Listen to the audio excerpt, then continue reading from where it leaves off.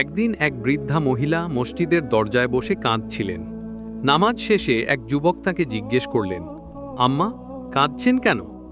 বৃদ্ধা বললেন, বাবা, আমার একটাই ছেলে ছিল, সে আজ সকালে মারা গেছে। আমার কেউ নেই, কাফনের কাপড় কেনার টাকাও নেই। যুবক চুপ করে শুনলেন, তারপর পকেটে যা ছিল সব বের করে দিলেন, কিন্তু টাকা খুবই কম। তিনি মসজিদের লোকদের ডেকে বললেন, আম্মার ছেলের জানাজা আমরা সবাই মিলে তোড়ব। কাফন দাফনের খরচ আমি দিচ্ছি না, আমরা সবাই মিলে দেব। সবাই রাজি হলেন, কিন্তু হঠাৎ বৃদ্ধা উঠে দাঁড়ালেন আর হেসে বললেন, তোমরা পাশ করেছো বাবা, আমি আসলে কোনো মা না, আমি তোমাদের পরীক্ষা করতে এসেছিলাম। আল্লাহর রাসূল সাল্লাল্লাহু আলাইহি সাল্লাম বলেছেন, যে ব্যক্তি মোমেন ভাইয়ের দুঃখে দুঃখী হয়, আল্লাহ তার দুঃখ দূর করে দেন।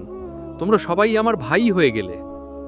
তিনি আকাশের দিকে হাত তুলে দোয়া করলেন, ইয়া আল্লাহ, এই যুবক ও এই মসজিদের সবাইকে তুমি জান্নাতুল ফিরদাউস দান করো। তারপর অদৃশ্য হয়ে গেলেন। সবাই অবাক। যুবক কাঁদতে কাঁদতে সিজদায় পড়ে গেলেন।